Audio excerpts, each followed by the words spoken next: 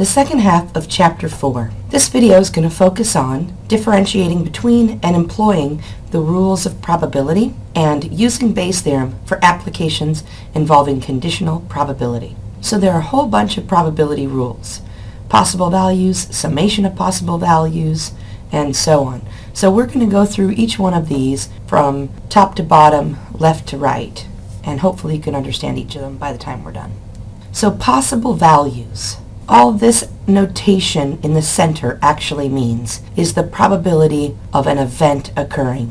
E sub I is some event. So the probability of any event occurring has to be between 0 and 1. Remember, we're going to represent probability as a proportion or a decimal, so we need that probability to be between 0 and 1. So 50% would be represented as 0.5, that's between 0 and 1.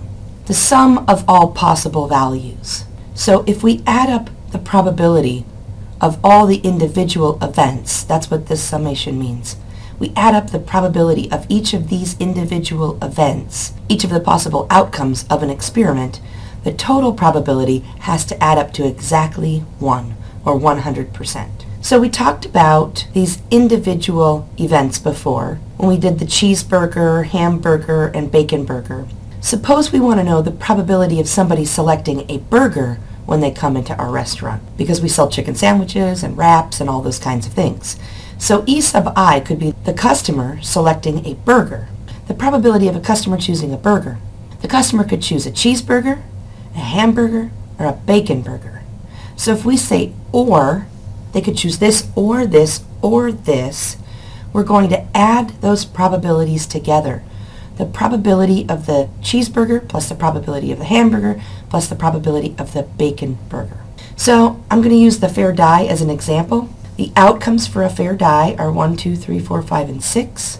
The probability of each side of that die coming up, if it's a fair die, is 1/6 or 16.67%. The notation we were using on the last page looks like this. So the probability of 1 occurring is 1/6 or 16.67%. So that's looking at the possible values, that first rule. The second rule is that the sum of all possible values has to be 1.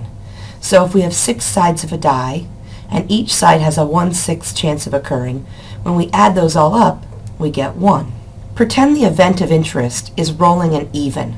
So we could roll a 2, a 4, or a 6, and we've rolled an even number. What's the probability of that event? We could roll a 2, or a 4, or a 6. If there's or, we add the probabilities together. So the probability of this event is 1/6 plus 1/6 plus 1/6, or 1/2, which you probably already knew because half the sides of the die are even.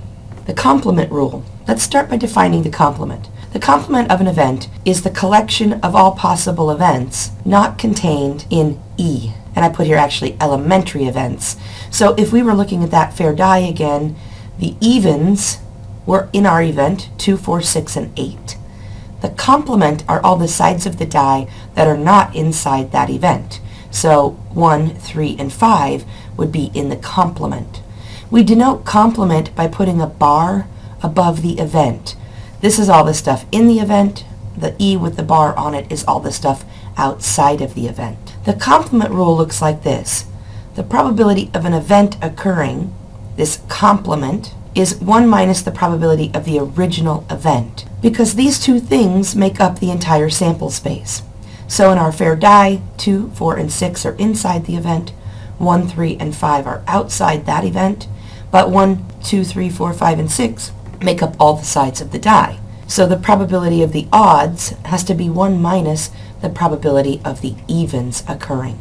Another example here, if there's a 40% chance that it will rain, that's the event. There's a 60% chance that it won't rain. Those two things have to add up to be 100% or 1. Okay, we had an addition rule a moment ago. There's a different addition rule if the two events are not mutually exclusive. Remember, mutually exclusive means if one occurs, the other cannot occur. But sometimes two events can occur at the same time. So what do we do when there are two events that are not mutually exclusive and we want to find out their probability? So the probability of E1 or E2 occurring. So you hear or, you should be thinking addition. The probability of E1 plus the probability of E2, but E1 and E2 are not mutually exclusive, which means there's some overlap. We've counted that overlap in here when we calculated the probability of E1. That's this piece here. We calculated that same piece in when we calculated E2. That was this piece here. So we want to subtract out one of those occurrences so we don't count it twice.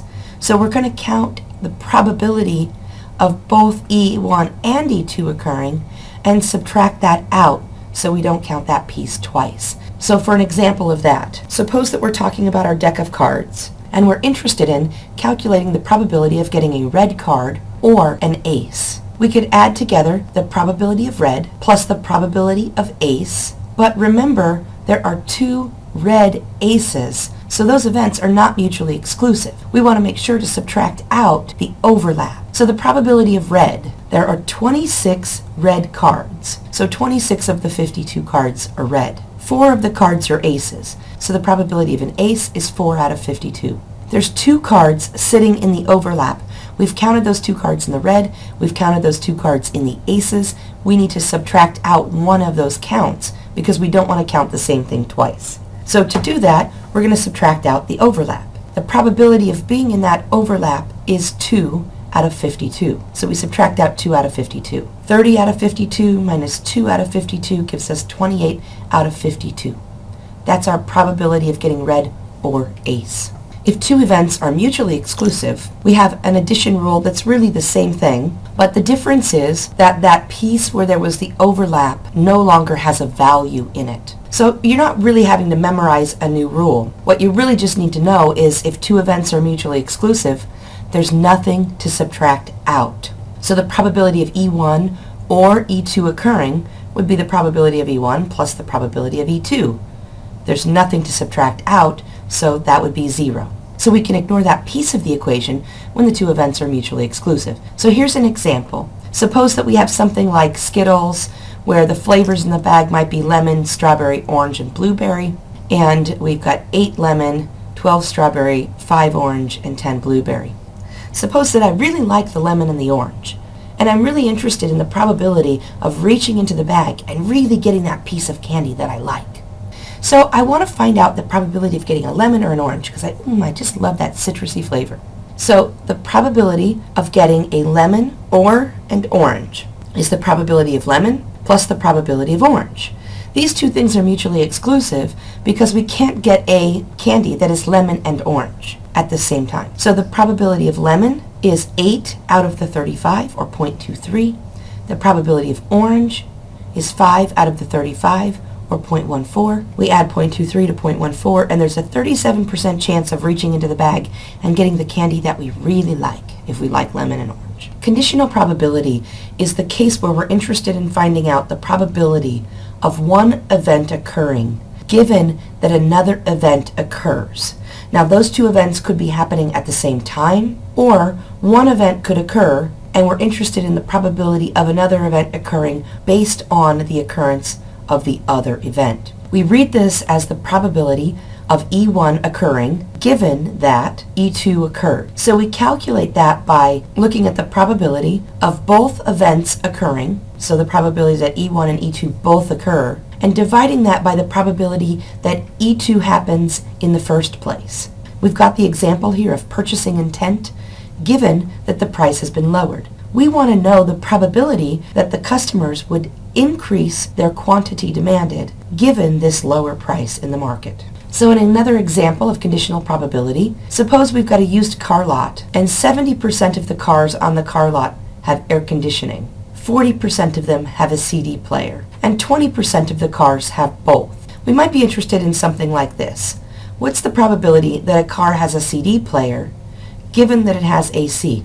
I grew up in Arizona, so air conditioning is essential, right?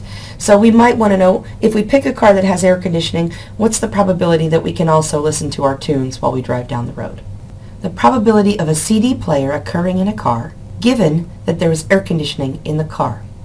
So we start by looking at the probability that there's a CD player and air conditioning, and divide that by the probability of air conditioning existing in the car. So we take this probability of the intersect between AC and CD. That's 20%. Put that in the top.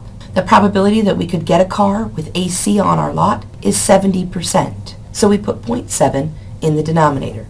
0.2 divided by 0.7 is 0.2857. If two events are independent, remember that means that the probabilities of the two events do not influence each other, then the conditional probability is just the probability of the original event. So if we had something that said, what's the probability of E1 given that E2 occurs, but E2 is independent from E1, then we'd really just have the probability of E1. This is called the multiplication rule.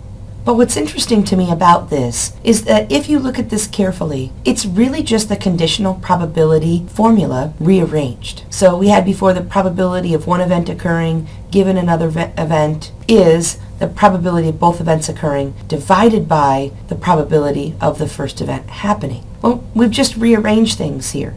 And this is another way for us to think about probabilities. Suppose we want to know the probability of one thing happening and another thing. What we've mostly focused on to this point is the probability of one thing happening or another thing. So we've got the probability of one thing happening and this other thing happening. Well, that's the probability that the one event occurs times the probability that the other event occurs. Now, if those two events are dependent on each other, we have to have this given that part in here. So if E1 and E2 are dependent, we would do the probability of E1 occurring times the probability that E2 occurs given that E1 has occurred. If the two events are independent, we don't have a need to do this given that part of this. If two events are independent, the probability of E1 occurring and E2 occurring is just the product of E1 occurring and E2 occurring. So we do the probability of E1 times the probability of E2. So here's an example using a tree diagram. We've got our gasoline and diesel engines again, and I said in the last video that most passenger vehicles in the United States are gasoline. About 80% of passenger vehicles in the United States are gasoline. Only about 20% are diesel.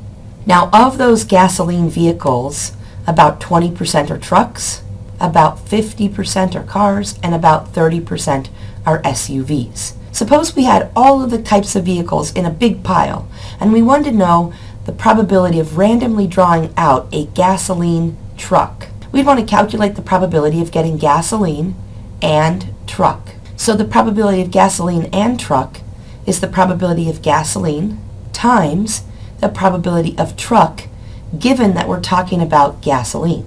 So we do 0.8 times the 0.2 and we get 0.16. Notice that the probability of a truck changes when we change from gasoline to diesel. That's a conditional probability. Those are dependent events. The probability of truck is dependent on whether I'm talking about gasoline or diesel. The last rule we're going to cover is Bayes' theorem. And Bayes' theorem is really a special application of conditional probability.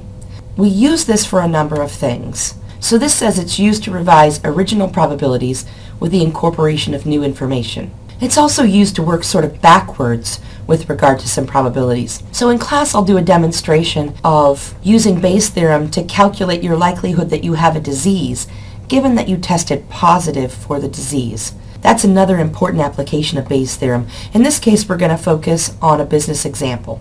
So what is this actually saying? What's the probability that some event of interest occurs given some new event happening? So in my example in class, it's going to be the probability that you really have the disease given that you've tested positive. We're going to do an example here in a moment where a well has been tested to determine its likelihood that it will be successful in producing oil and the probability of actually striking oil given that test. So how do we calculate this?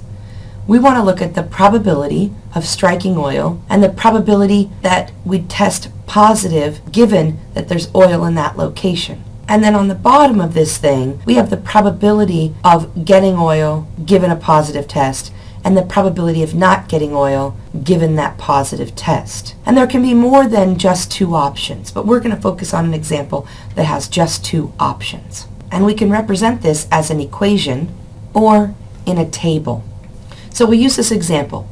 A company has estimated their chance of striking oil in this new well at 40%. A detailed test has been scheduled for more information. So they're going to do some testing of the soil to try to determine whether they should actually drill there or not. Historically, 60% of successful wells have had detailed tests. 20% of unsuccessful wells have also had detailed tests.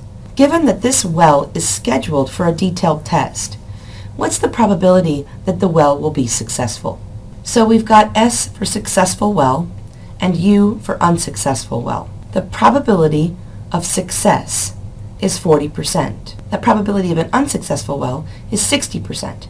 These are our prior probabilities. Define the detailed test event as D. So that's going to be our B that we're going to use. We're going to substitute that in where all the B's were in that previous equation. The conditional probabilities are from that chunk that we had in the middle of the last slide.